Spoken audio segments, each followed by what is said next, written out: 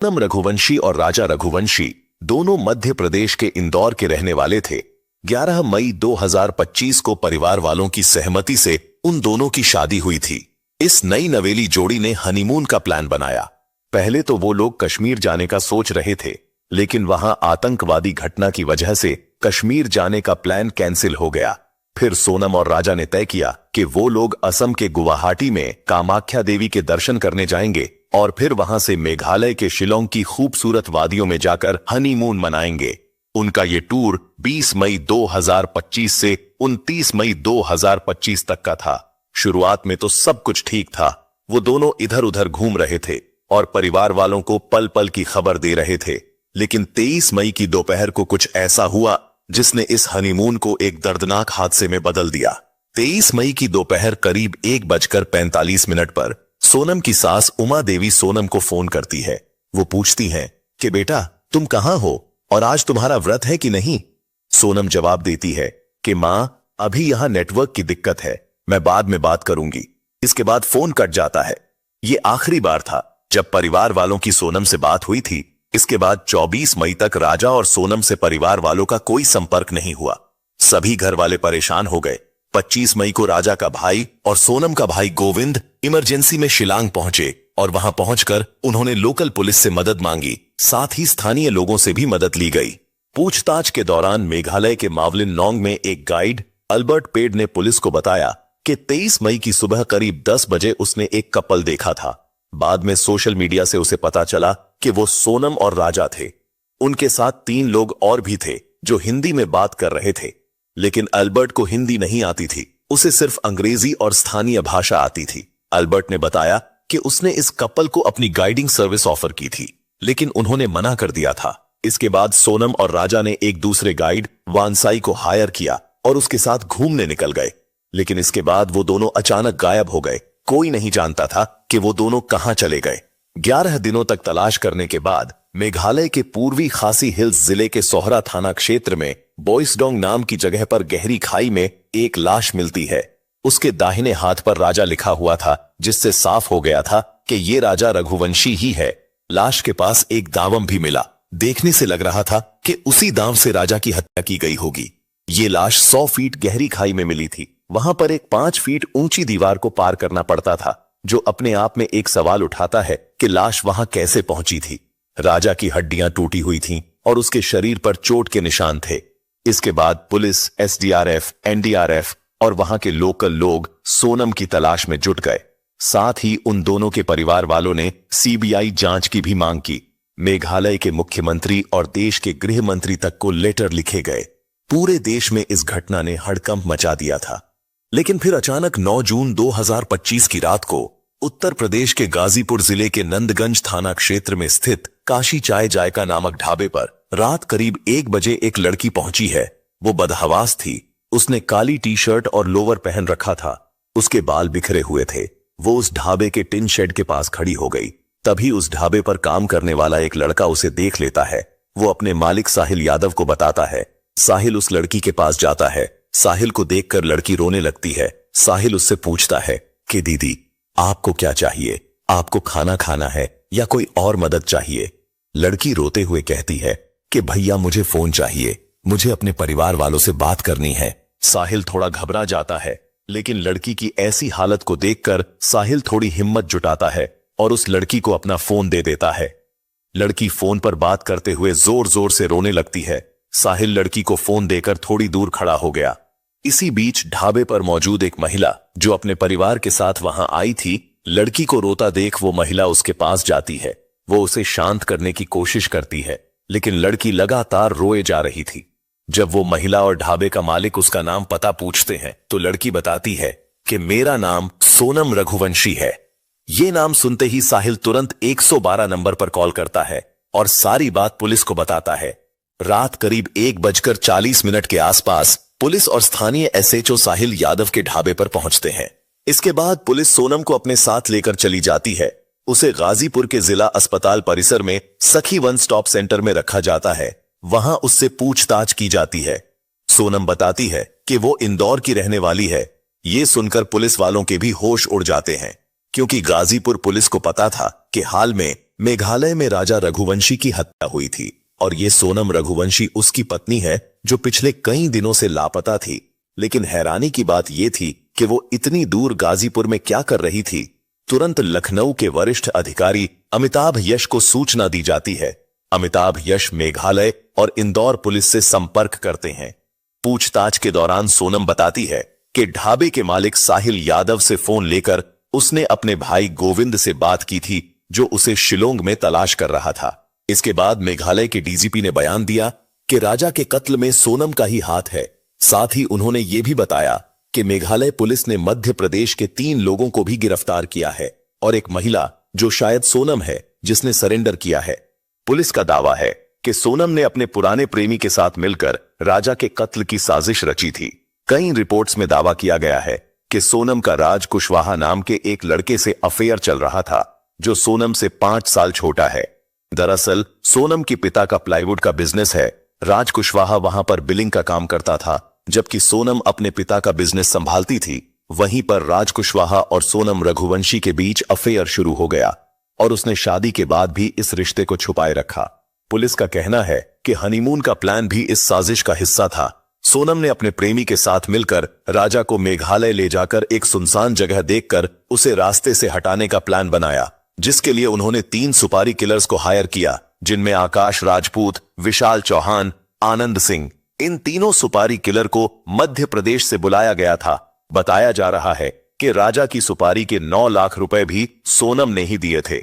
इसके बाद सोनम प्लान के तहत राजा को हनीमून के बहाने मेघालय ले जाती है, जबकि राज कुशवाहा ने वहीं इंदौर में रहकर ही सोनम और सुपारी किलर के साथ मिलकर इस वारदात को अंजाम दिया था। यह भी बताया जा रहा है कि राज कुशवाहा ही इस वारदात का असल मास्टरमाइंड है। लेकिन सोनम के पिता ने इन आरोपों को पूरी तरह से नकार दिया है। उनका कहना है कि पुलिस झूठ बोल रही है, मेरी बेटी ऐसा कभी नहीं कर सकती। हालांकि पूछताछ का सिलसिला अभी खत्म नहीं हुआ, पूछताछ अभी जारी है।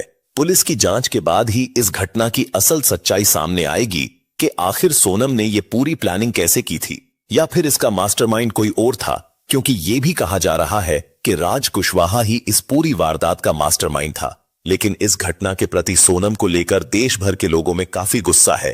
कहीं सोनम की तस्वीरें जलाई जा रही हैं, तो कहीं लोग सोशल मीडिया पर पोस्ट और कमेंट कर रहे हैं कि आखिर सोनम ही बेवफा निकली है।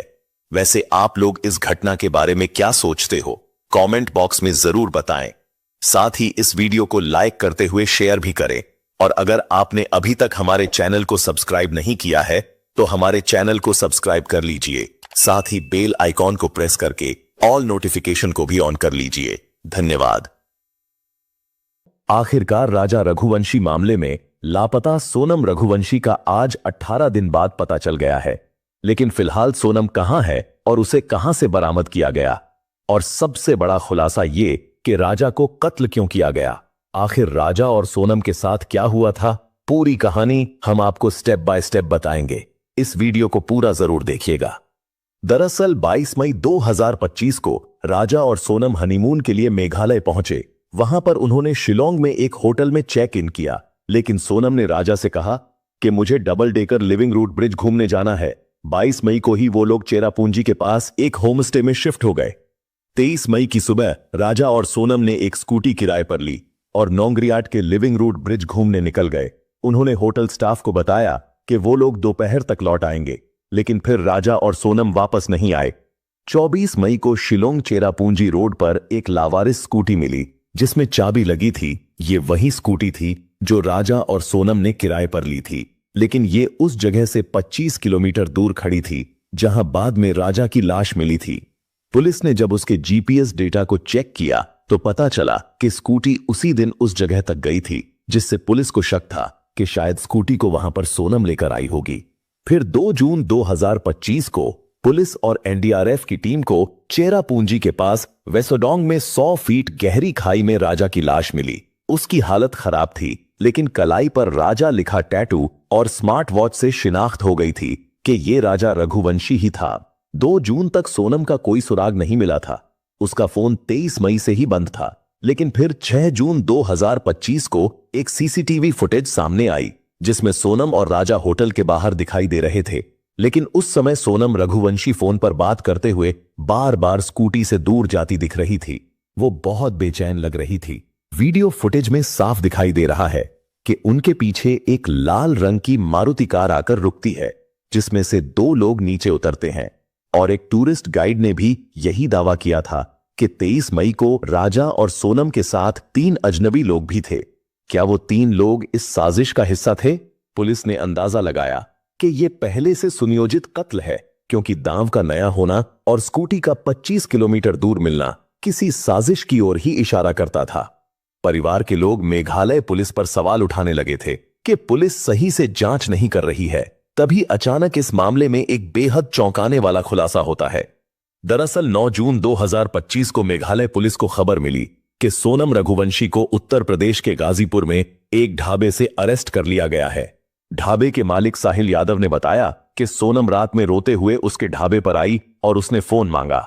साहिल ने सोनम को कॉल करने के लिए फोन दे दिया और उसे अपने ढाबे पर बैठा लिया। इसके बाद साहिल ने तुरंत पुलिस को सूचना दी और बताया कि जिस सोनम को देश भर में तलाश किया जा रहा है, वो बदहवास हालत में उसके ढाबे पर बैठी है। सूचना मिलते ही गाजीपुर पुलिस तुरंत साहिल के ढाबे पर पहुंचती है और सोनम को हिरासत में लिया जाता है।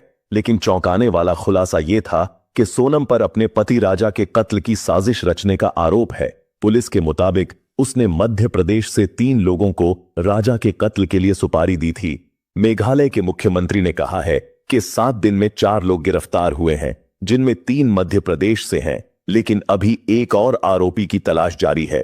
पुलिस का दावा है कि सोनम ने अपने पुराने प्रेमी के साथ मिलकर राजा के कत्ल की साजिश रची थी। ट्विटर एक्स पर कुछ पोस्ट्स में दावा किया गया है कि सोनम का किसी और से अफेयर था और उसने शादी के बाद भी उस रिश्ते को छुपाए रखा। पुलिस का कहना है कि हनीमून का प्लान भी इस साजिश का हिस्सा था। सोनम ने राजा को मेघालय ले जाकर सुनसान जगह देखकर उसे रास्ते से हटा दिया। तीनों सुपारी किलर को मध्य प्रदेश से बुलाया गया था और कत्ल के बाद सोनम गाजीपुर भाग गई थी। लेकिन सोनम के पिता ने इन आरोपों को पूरी तरह से खारिज किया है। उनका कहना है कि पुलिस झूठ बोल रही है, मेरी बेटी ऐसा कभी नहीं कर सकती। सोनम की मां संगीता ने कहा, हम शुक्रगुजार हैं कि हमारी बेटी जिंदा मिल गई है, लेकिन राजा को खोने का दर्द अब भी कम नहीं हुआ। सोनम की मां का कहना है कि हम सच जानना चाहते हैं। राजा का परिवार बिल्कुल टूट चुका है। उन्होंने सीबीआई जांच की मांग की है, क्योंकि उनका मानना है कि स्थानीय पुलिस पूरी सच्चाई सामने नहीं ला सकती। राजा के भाई ने कहा है कि हमने प्रधानमंत्री को पत्र लिखकर सीबीआई जांच की मांग की है। हमें राजा के लिए न्याय चाहिए और सोनम की असल सच्चाई सामने आनी चाहिए। पुलिस ने सोनम के अलावा अभी तक 4 लोगों को गिरफ्तार किया है, लेकिन एक आरोपी अभी भी फरार है। फॉरेंसिक जांच अभी जारी है, लेकिन सीसीटीवी फुटेज में सोनम की बेचैनी और उन 3 अजनबी लोगों की मौजूदगी ने इस वारदात में साजिश की थ्योरी को और भी मजबूत कर दिया है। लेकिन अभी भी कई सवाल ऐसे हैं जो अनसुलझे हैं। अगर सोनम ने साजिश रची तो वो गाजीपुर क्यों भागी, और वो सुपारी किलर कौन थे और उनका मकसद क्या था? पुलिस की जांच अभी जारी है। फॉरेंसिक रिपोर्ट और बाकी आरोपी की गिरफ्तारी से नया खुलासा हो सकता है। दोस्तों, क्या सोनम सचमुच दोषी है या फिर ये कोई और साजिश है? क्या अब राजा के कत्ल का पूरा सच सामने आ पाएगा? ये एक डेवलपिंग स्टोरी है और हम इसे पूरी तरह से फॉलो करते रहेंगे। और जैसे ही इस घटना में कोई और खुलासा होगा तो हम वीडियो के माध्यम से आपको जरूर बताएंगे। तब तक आप इस बारे में क्या सोचते हैं, कमेंट बॉक्स में अपनी राय जरूर बताएं। धन्यवाद।